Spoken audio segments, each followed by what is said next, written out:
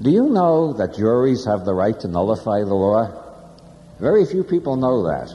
Actually, that was what the Magna Carta was all about. The barons did not drag King John to Runnymede and put him on starvation rations and hold him prisoner and force him to sign that document just so that juries could ratify what the government has decided to do. The whole idea of Magna Carta was that juries could make up their own mind what laws they were willing to have imposed upon the English population.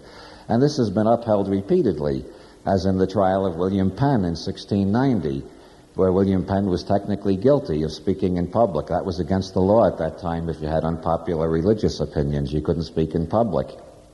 The jury refused to convict him, and the judge ordered the jury locked up until they would convict him. And the jury kept being brought back to court every day from the Tower of London, where they were locked up, and they said, we still find the defendant innocent, until it became the biggest controversy in London, and finally the judge admitted the jury did have that right. The United States Supreme Court upheld that right, too, in the 1890s in a celebrated case. They ruled that the jury has the right to nullify the law, that the purpose of the jury system is that 12 people selected at random can speak for the whole community about what laws they want imposed on them. The Supreme Court also ruled that the judge doesn't have to tell that to the jury. Well, they're judges themselves. You know what a judge is? A judge is a law student who marks his own examination papers. Just like the Pope is a theology student who marks his own examination papers. The Pope was declared infallible by the Council of Cardinals.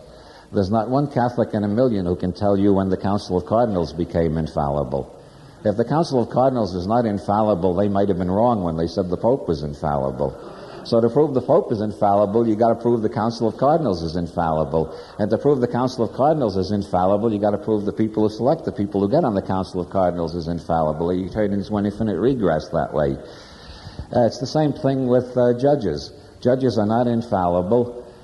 Infallible human beings have not been found yet, and you have the right to your own conscience. If you're ever called up for jury duty, you can decide for yourself. You don't have to follow the judge's instructions. Okay, that's the end of the serious part of the night. But just remember that if you're on a jury and somebody is charged with possession of some consciousness-altering substance, if you're in favor of people changing their consciousness, you don't have to believe it when the judge says he committed a crime, therefore you must find him guilty. You can judge by your own conscience.